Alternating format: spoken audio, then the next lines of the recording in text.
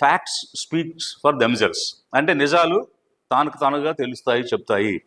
ఇక్కడ intact nature of the bike and helmet చాలా చాలా డౌట్స్ని, క్వశ్చన్స్ని రైజ్ చేస్తుంది.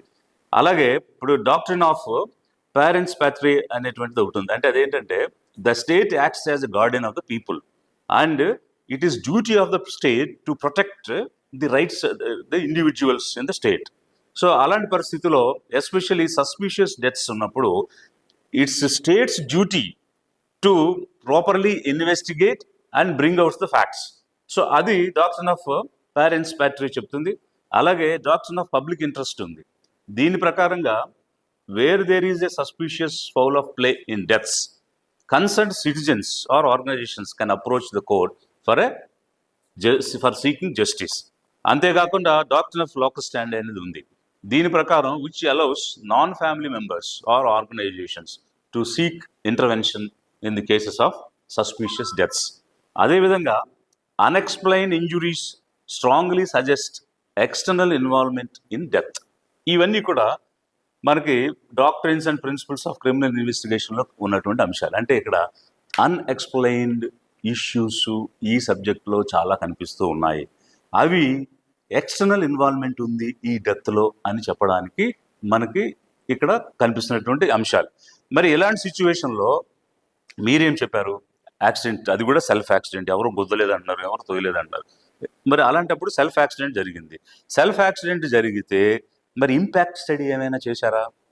ఆ యాక్సిడెంట్ ఇంపాక్ట్ పారామీటర్స్ని స్టడీ చేసి ఏమైనా దానికి సంబంధించినటువంటి సైంటిఫిక్ ఎవిడెన్స్ని మీరు తీసుకొచ్చారా? చాలా సిస్టమేటిక్గా చెప్పాం, హై టెక్నాలజీ వారు, లేటెస్ట్ టెక్నాలజీ వాడడం, వెరీ గుడ్, వాడాలి. కానీ ఎక్కడ చూపించారు? ఫర్ ఎగ్జాంపుల్ బైక్ ఎలా పడింది? రైట్ సైడ్ పడింది. సో ఇప్పుడు ఇండియాలో డ్రైవింగ్ అనేటువంటిది ఎలా జరుగుతుంది? మనం లెఫ్ట్ సైడ్ వెళ్తాం, మన క్యారేజ్ వేస్ అన్నీ కూడా లెఫ్ట్ సైడ్ ఉంటాయి. సో ఎప్పుడు కూడా ఇండియాలో జరిగినటువంటి బైక్ యాక్సిడెంట్స్ కనుక మీరు పరిశీలన చేస్తే అది లెఫ్ట్ సైడ్ పడుతుంది, రైట్ సైడ్ పడదు. ఎందుకంటే మన వెహికల్స్ అన్నీ కూడా డిజైన్ అయ్యి ఉన్నాయి. అదే అమెరికా, యూరోప్ లాంటి దేశాల్లో వాళ్ళు రైట్ సైడ్ క్యారేజ్ వేలో వెళ్తారు, మనం లెఫ్ట్ సైడ్ క్యారేజ్ వేలో వెళ్తాం. వెయిట్ లెఫ్ట్ సైడ్ ఉంటుంది. మీరు చెప్పినట్టుగా బైక్ గాల్లోకి ఎగిరితే, ఎగిరిన బైక్ అంటే నీరు పల్ల మెరుగు నిజం దేవుడు ఎరుగు. సో నీరు ఎప్పుడు పల్లానికి వెళ్తుందా? పైకి వెళ్తుందా? సో నీరు పల్లానికి వెళ్ళినట్టుగానే వెయిట్ ఎటు ఉంటే అటువైపు పడుతుంది. మరి లెఫ్ట్ సైడ్ ఉండే బైక్స్కి గాల్లోకి ఎగిరినప్పుడు తన బరువుకి తాను ఆ వైపు పడుతుంది, కానీ రైట్ సైడ్ ఎలా పడుతుంది?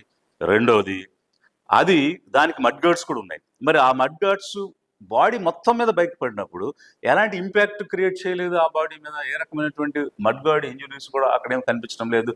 హెల్మెట్ ఏమో ఇంటాక్ట్గా ఉంది, గ్లాసెస్ ఇంటాక్ట్గా ఉన్నాయి. మాస్క్ ఫస్ట్ మినిట్ నుంచి లాస్ట్ మినిట్ వరకు ఉన్న మాస్క్ చిన్న గీత కూడా పడలేదు, చిన్న చినుగు కూడా లేదు. మరి ఏ విధంగా చెరగకుండా యాజ్ ఇట్ ఈస్గా అక్కడ పెట్టబడి ఉంది. మీరేమంటారు? బొక్కబారులుగా పడ్డారు, బైక్ ఎగిరి మీద పడి. మరి బొక్కబారులుగా పడి ముఖానికి గాయాలైతే మరి ఇప్పుడు వెళ్ళకెల్లా ఉన్నాడు కదా, వెళ్ళకెల్లా ఉన్న వ్యక్తి మీద బైక్ ఎట్లా వచ్చి పడింది? ఈ ఈ ఈ రకమైనటువంటి స్టడీస్ ఏవి కూడా, ఇంపాక్ట్ స్టడీస్ ఏమి మనం చేయలేదు. ఇప్పుడు మనం ఫిజిక్స్ కానీ అరిథమెటిక్స్ కానీ చదువుకున్నటువంటి వాళ్ళందరికీ కూడా ఈ అంశాల మీద అవగాహన ఉంటుంది. అంటే బీకామ్ ఫిజిక్స్ కాదు, ప్రాపర్ ఫిజిక్స్ చదివినటువంటి వాళ్ళకి. సో దానిలో ఏం చెప్తుందంటే మనకి టైము, డిస్టెన్స్, వెలాసిటీ వీటన్నిటితో పాటు కొలిజన్, ఇంపాక్ట్ పారామీటర్స్ అనేటువంటి అంశాలు మనకు క్లియర్గా అర్థమవుతాయి. ఇప్పుడు ఇది కనుక ఒకసారి మీరు చూస్తే there is N angle of impact. So ఇక్కడ మనకి ఇప్పుడు ఐన్స్టీన్ థియరీ ఉంది, E = mc² అని. అలాగే ఇప్పుడు రూదర్ఫర్డ్స్ స్కాటరింగ్ అనేటువంటిది మనకి జనరల్గా న్యూక్లియర్ ఫిజిక్స్లోను, అలాగే మెకానిక్స్లోను, క్లాసికల్ మెకానిక్స్లోను చెప్పేటువంటి అంశం ఇది. సో దీని ప్రకారంగా ఏ విధంగా అంటే ఇక్కడ రెండు రకాల హెడ్ ఆన్ కొల్యూజనా లేకపోతే ఒక ఆబ్జెక్ట్ని కొల్యూజనా? ఇక్కడ హెడ్ ఆన్ కొల్యూజన్ లేదు, వెళ్ళి ఒక ఆబ్జెక్ట్ని కొల్యూడ్ అవ్వడం జరిగింది. హెడ్ ఆన్ కొల్యూజన్లో ఇంపాక్ట్ పారామీటర్ 0 ఉంటుంది.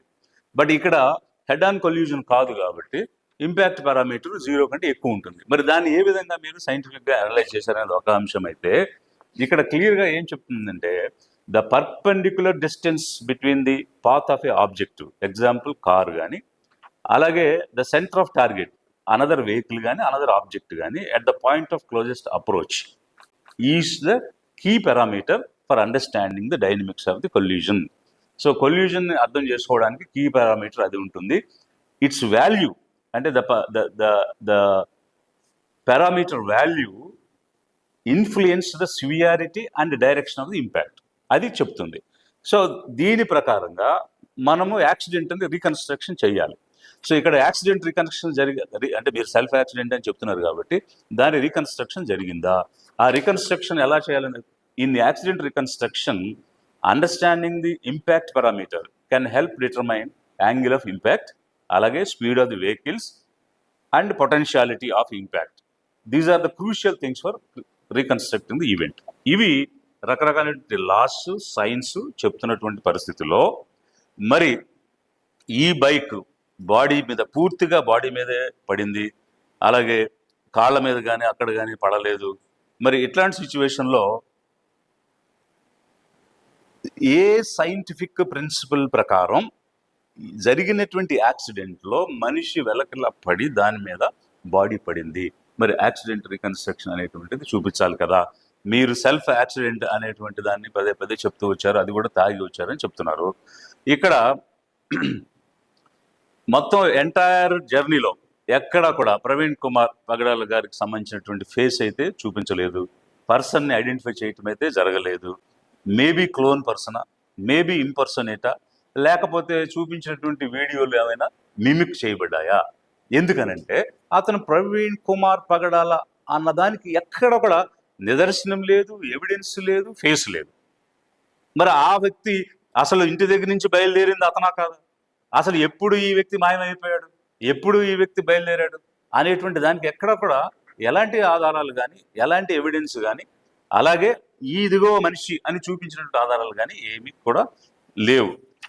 అసలు ఫండమెంటల్గా ఒక ప్రశ్న జనాలందరికీ ఎదురవుతుంది ఏంటంటే 20 రోజులు టైం తీసుకుని ఇన్వెస్టిగేషన్ చేసి కొత్తగా ఏమి చెప్పారు అనేది ఎదురవుతున్న ప్రశ్న. ఎందుకనంటే ఈరోజు మీరు చూపించినటువంటి వీడియోస్ కానీ మీరు చెప్తున్నటువంటి విజువల్స్ కానీ ఇవన్నీ పబ్లిక్ ఆల్రెడీ చూసేశారు, వైరల్ అయిపోయినాయి, మన 2 రాష్ట్రాల్లోనూ వైరల్ అయిపోయినాయి. సో సోషల్ మీడియాలో వైరల్ అయిపోయిన వీడియోలు ఉన్నాయి అని పత్రికా విలేకరులు మిమ్మల్ని ప్రశ్నించినప్పుడు మేము ఏ విజువల్స్ అయితే చెప్పామో అవి నిజం కానీ అవేవి నిజం కాదని ఆ రోజు మీరే చెప్పారు. I'm telling police who ever is involved in the investigation, the particular police officer, నేను పర్టికులర్ పోలీస్ ఆఫీసర్ అని నేను చెప్పడం లేదు. So the police officers have stated saying మావి కరెక్ట్, బయట వచ్చింది కరెక్ట్ కాదని. బట్ ఈ రోజు ఫైనల్ ఇన్వెస్టిగేషన్లో ఏవైతే సోషల్ మీడియా ద్వారా వైరల్ అయిన వీడియోస్ ఉన్నాయో అవి చూపించి ఇదే తాగి తూలి యాక్సిడెంటే చనిపోయాడు అనేటువంటి అంశాన్ని మీరు చెప్తూ వస్తున్నారు. మరి అలాంటప్పుడు కొత్తగా తీసుకొచ్చినటువంటి అంశం ఏముంది ఇందులో? అంతేకాకుండా ఇప్పుడు article 21 of the constitution life and Liberty గురించి మాట్లాడుతుంది. లైఫ్ అండ్ లిబర్టీ అనేది బ్రతుకున్నటువంటి వ్యక్తిని కాదు, చనిపోయినటువంటి బాడీని వ్యక్తిని కూడా రెస్పెక్ట్ చేయాలనేటువంటిది ఆర్టికల్ 21 యొక్క ఉద్దేశం. సుప్రీంకోర్టు కూడా పలుమార్లు చెప్పింది. అయితే మీరు ఇప్పుడు ఒక నింద వేశారు, ఏమని? తాగి యాక్సిడెంట్ చేసుకుని సెల్ఫ్ యాక్సిడెంట్లో చనిపోయారని. ఇంకా నయం సూసైడ్ చేసుకోవడానికి చెప్పలేదు, ఎందుకంటే ఎవరో గుద్దలేదు, తనకు తాను పడిపోయాడు, మీద బైక్ కూడా వేసుకుని చనిపోయాడు అని చెప్తున్నారు మీరు. ఇక్కడ ఎదురయ్యేటువంటి ప్రశ్నలు ఏంటంటే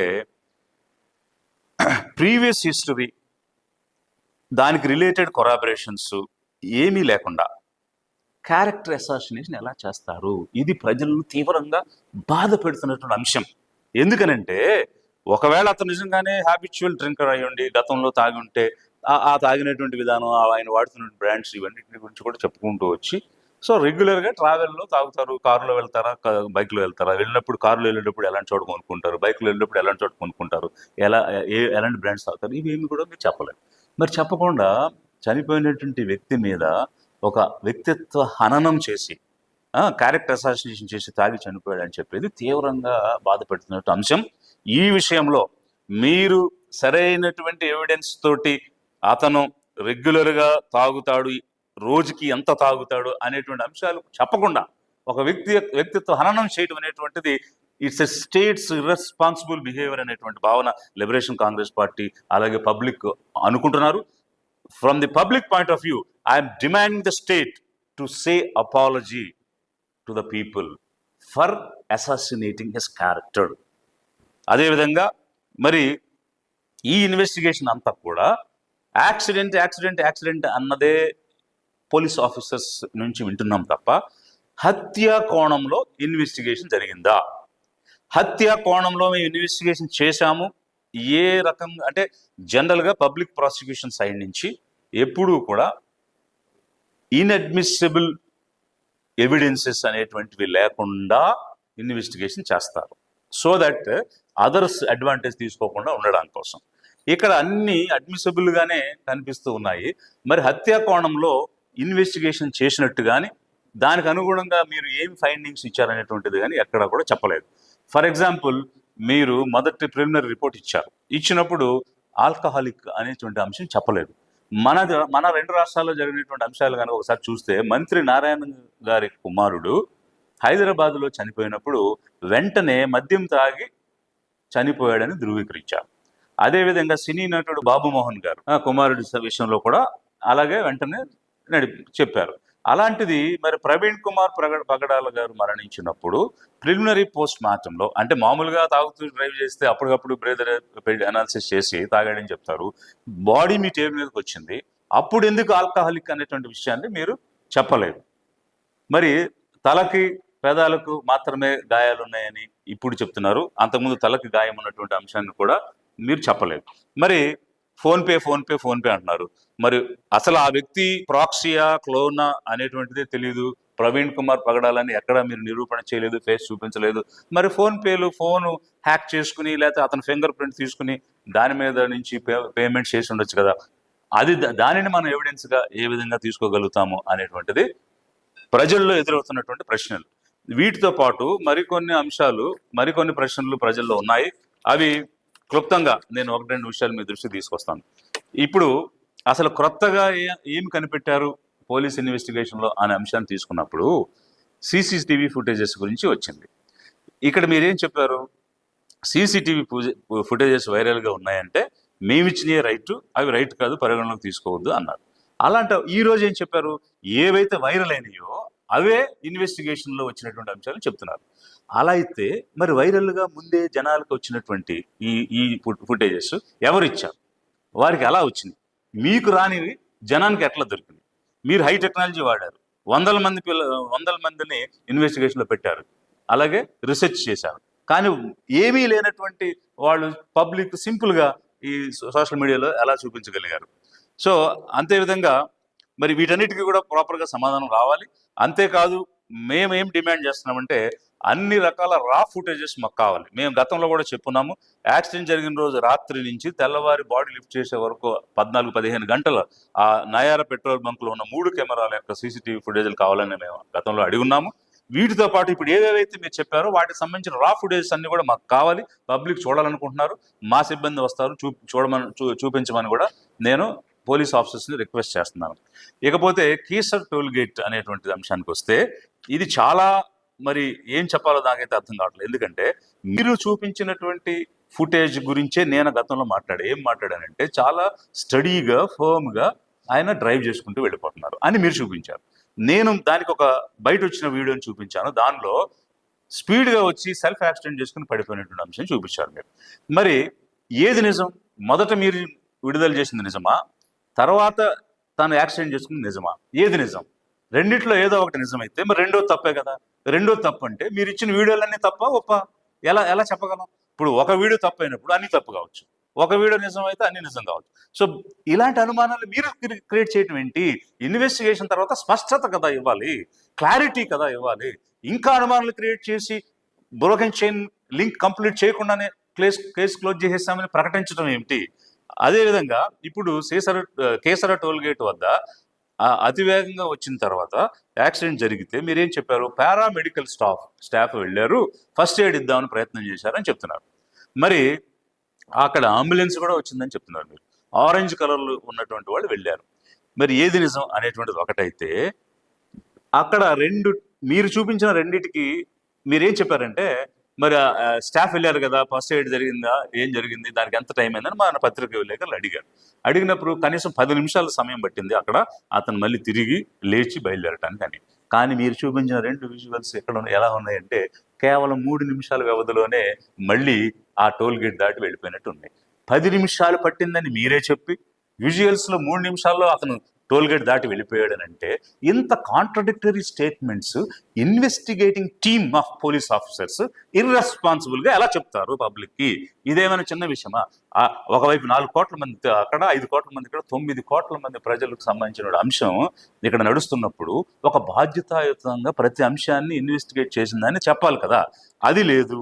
అదేవిధంగా విజయవాడ మహానగరం సిటీలో ప్రతి సిగ్నల్ దగ్గర సీసీటీవీలు పెద్ద పెద్దగా ఉన్నటువంటి పరిస్థితుల్లో బెన్ సర్కిల్ దగ్గర సీసీటీవీ ఫుటేజ్ ఏమైంది, నిర్మలా కాన్వెంట్ దగ్గర ఏమైంది, రమేష్ హాస్పిటల్ దగ్గర ఏమైంది, తర్వాత గవర్నమెంట్ జనరల్ హాస్పిటల్ దగ్గర ఏమైంది, ఆ తర్వాత రామర్పాడు దగ్గర ఏమైంది, ఇన్ని సీసీటీవీలన్నీ కూడా మిస్ అయిపోయి ఓన్లీ పోలీస్ ఆఫీసర్ సుబ్బారావు గారి దగ్గరికి వెళ్ళిపోయి సేద తీర్చుకుని వారు ఇచ్చినటువంటి సేవలు పొంది 2 నుంచి 3 గంటల పాటు అక్కడ ఉండి వచ్చేసారని మీరు చెప్తున్నారు.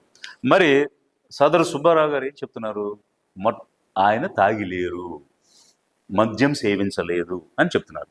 మరి సేమ్ పోలీస్ ఆఫీసర్ మీరేమో మద్యం తాగి సెల్ఫ్ యాక్సిడెంట్ చేసుకుని చనిపోయాడని మీరంటే, వారు మద్యం తాగి లేరు అంటే అప్పటికే నాగోల్లో ఒకసారి కొన్నారు, కోదాడలో ఒకసారి కొన్నారు, మళ్ళీ తర్వాత ఏలూరులో కొంటారు. ఇన్నిసార్లు కొని తాగిన వ్యక్తి ఒక పోలీస్ ఆఫీసర్ ఇంటరాక్ట్ అయినప్పుడు తాగి లేడని చెప్తూ దానికి క్లియర్ ఎవిడెన్సెస్ ఉన్నాయి. మరి ఏ పోలీస్ ఆఫీసర్ చెప్పింది నిజమని తెలుగు రాష్ట్రాల ప్రజలు అనుకోవాలి. అది తాగి లేడనేది నిజమా, తాగి ఉన్నాడనేది నిజమా? ఒక తాగి ఉండుంటే మరి the so called sub inspector Subbarao గారు వారిని ఎందుకు నివారించలేదు? డ్రంక్ అండ్ డ్రైవ్ కింద ఎందుకు వారు కస్టడీలోకి తీసుకోలేదు? అందుకు సంబంధించిన చర్యలు తీసుకోలేదు? ఇవన్నీ కూడా ఎదురవుతున్నటువంటి ప్రశ్నలు. మరి ఇదంతా ఒకవైపు అయితే, ఏలూరులో మద్యం ఎన్ని గంటలకు కొన్నారు? 10 గంటల 10 నిమిషాలకు కొన్నారు. మన రాష్ట్ర నియమాల ప్రకారం 10 గంటలకి షాపులు క్లోజ్ చేయాలి. 10 గంటల తర్వాత ఈయన ఎలా వెళ్ళాడు, వాళ్ళు ఎలా అమ్మారు, ఇదొక అంశం అయితే, మన రాష్ట్ర నియమాల ప్రకారం 10 గంటలకి షాపులు క్లోజ్ చేయాలి. 10 గంటల తర్వాత ఈయన ఎలా వెళ్ళాడు, వాళ్ళు ఎలా అమ్మారు, ఇదొక అంశం అయితే, 10 గంటల 17 నిమిషాలకి మీ ప్రకారంగా బయలుదేరి ఎర్నగూడెం వీరవల్లి టోల్ ప్లాజాని వారు 11 గంటల 4 నిమిషాలకు మీ ప్రకారంగా క్రాస్ చేశారు. అంటే ఎంత? 47 నిమిషాలు. డిస్టెన్స్ ఎంత? 54 కిలోమీటర్లు. అంటే 54 కిలోమీటర్లు లైట్ లేని బైక్తో 47 నిమిషాల్లో క్రాస్ చేశారని మీరు చెప్తున్నారు. గూగుల్ మ్యాప్ ఏం చెప్తుందంటే బైక్ మీద అంత డిస్టెన్స్ 60 నిమిషాలకి మినిమంగా పడుతుందని గూగుల్ చెప్తుంది. పైగా అక్కడేమో మద్యం కొన్నాడు. కొన్నదాన్ని ఒకవేళ అతను ఫస్ట్ తాగుబోతు అయి ఉంటే గటగట తాగడానికైనా 5 నిమిషాలు పడుతుంది. మరి 5 నిమిషాలు తాగడానికి బయలుదేరడానికి సమయం తీసుకుంటే 42 నిమిషాల్లోనే వారు క్రాస్ చేశారు. అంటే 60 నిమిషాలు ట్రావెల్ చేయాల్సినటువంటి నార్మల్గా డ్రైవ్ చేసేవాడు తాగి లైట్ లేనటువంటి వ్యక్తి 42 నిమిషాల్లో వెళ్ళిపోయారని మీరు చెప్తున్నారు. ఎర్నగూడెం వీరవల్లి టోల్ ప్లాజా నుంచి మళ్ళీ కొవ్వూరు టోల్ ప్లాజాకి వెళ్ళడానికి 11:31 అయిందన్నారు. అంటే అక్కడ 27 నిమిషాలు. డిస్టెన్స్ ఎంత? 47 కిలోమీటర్లు. గూగుల్ ఏం చెప్తుంది? 48 మినిట్స్ పడుతుందని చెప్తుంది. మరి 48 నిమిషాలు బైక్ ట్రావెల్ చేసే డిస్టెన్స్ని 27 నిమిషాల్లో ట్రావెల్ చేశారని మీరు చెప్తున్నారు. మరి ఈ రకమైనటువంటి అంటే ఇక్కడ 12 గంటల 42 నిమిషాలు ఓవరాల్గా జర్నీని బైక్ మీద వారు ట్రావెల్ చేయడం జరిగింది. అంటే ఒక వ్యక్తి 12 గంటల 42 నిమిషాలు ప్రయాణం సొంతంగా బైక్ మీద చేసి ఎక్కడ భోజనం చేయడా, టిఫిన్ కూడా చేయడా, మంచినీళ్ళు కూడా తాగడా, కనీసం న్యాచురల్ కాల్స్ కూడా వెళ్ళడా, వాష్రూమ్స్ కూడా వాడుకోడా, అవేమి చెప్పలేదే. ఎక్కడ తిన్నాడని కానీ, ఎక్కడ కనీసం టాయిలెట్కి వెళ్ళాడని కానీ, ఈ విషయాలు ఏవి కూడా చెప్పలా. మరి కనీసం ఇప్పుడు మందు కొనుక్కున్న వ్యక్తి సాధారణంగా తాగినోడికి ఏముంటుంది? క్రైవింగ్ ఉంటుంది. ఇంకా తినాలి అంటే ఒక ప్రెగ్నెంట్ విమెన్ సిచ్యువేషన్ ఎలా ఉంటుందో ఒక డ్రంక్ చేసిన అంటే మెడికల్ ఆఫీసర్స్ ఇచ్చినటువంటి ఇన్ఫర్మేషన్. సో దీని ప్రకారం క్రైవింగ్ ఉంటుంది. మామూలుగా 100 గ్రామ్స్ తినేవాడు 150 గ్రామ్స్ తింటాడు అనేది జనరల్గా ఉండేది ఒపీనియన్. అలాంటిదే మరి తాగిన తర్వాత అంత క్రేవింగ్ ఉంటే తిండి ఎక్కడ తినలేదే, తిన్నట్టు మీరు ఎక్కడ ఒక విజువల్ కూడా చూపించలేదే, ఎక్కడ కొనుక్కున్నట్టు కూడా మీరు చూపించలేదే, ఎందుకని? సో ఇట్లా అనేక రకమైనటువంటి ప్రశ్నలతో పాటు మీరు ఇచ్చినటువంటి ఇన్ఫర్మేషన్ ఏంటంటే హెడ్ ఇంజురీ ఉందని ఇప్పుడు చెప్పారు. మొదట చెప్పరా? మేము చెప్పాం. మేము మొదట అడిగిన ప్రశ్నల్లో అక్కడ లైవ్ విట్నెస్ ఒక వ్యక్తి చెప్పాడు. ఏమనంటే బాడీ ఎత్తేటప్పుడు హెల్మెట్ తీస్తే ముద్దగా పడిపోయింది రక్తం అని చెప్పాడు. సో అప్పటికే తెలుసు. పోస్ట్ మార్టం చేశారు. పోస్ట్ మార్టం చేసినప్పుడు యాక్చువల్గా అక్కడ ఉన్నటువంటి డాక్టర్స్ మీద ఉన్న అభియోగాలు ఉన్నాయి. Some Sunitha, some Krishnaraju, some Kannadi, వీళ్ళందరూ కూడా ఆఫీసర్స్ ఉన్నారు. అయితే ముందు రోజు అంటే నిన్నగాక మొన్న రోజు మీ డిఎస్పీ వీళ్ళందరూ కూడా హాస్పిటల్కి వెళ్ళి సూపరింటెండెంట్ రూమ్లో కూర్చుని అప్పుడు రిపోర్ట్ రాయించి అప్పుడు నెక్స్ట్ డే వచ్చి చెప్పారనేటువంటి ఇన్ఫర్మేషన్ కూడా బయట సర్క్యులేట్ అవుతూ ఉంది. కృష్ణరాజు అనేటువంటి వ్యక్తి మీద పోలీస్ కేసులు ఉన్నాయి కాబట్టి ఒత్తిడి చేసి ఈ విధంగా రాయించారా అనే ప్రశ్నలు కూడా చాలా మంది రాజమండ్రి నుంచి ఫోన్ చేసి చెప్పడం జరిగింది. సో ఇవన్నీ పక్కకు పెడితే మీరు ఈ హెడ్ ఇంజురీ గురించి మొదట ప్రిలిమినరీ రిపోర్ట్లో ఎందుకు చెప్పలేదు, ఇప్పుడు కొత్తగా ఎందుకు చెప్తున్నారు? అది కూడా పబ్లిక్ బయటకు తీసుకొచ్చినప్పుడు మేము ప్రశ్నించినప్పుడు. అదేవిధంగా మళ్ళీ ఇంకా ఏం చెప్పారు మీరు? ఆల్కహాల్ గురించి ఆ రోజు చెప్పలేదు, ఈ రోజు కొత్తగా చెప్తున్నారు. మరి కాలు కాలింది అని ఆ రోజు చెప్పారు, ఫ్యాంట్ కాలలేదు. మరి కాలు కాలిందాన్ని మీరే చెప్పారు పాథాలజీకి పంపించాము అని. మరి పాథాలజీ రిపోర్ట్ కాలిన దాని మీద ఏమొచ్చింది అనేటువంటి అంశం కూడా మీరు చెప్పలేదు. రాపుడు గాయాలు ఉన్నాయని చెప్పారు. మరి బట్టలు ఎక్కడా చినగలేదు. ఎక్కడైనా అంటే వెరీ రీసెంట్గా గేట్ కాలేజ్ దగ్గర ఒక సిఐడి ఎస్ఐ కూడా యాక్సిడెంట్కి గురయ్యాడు.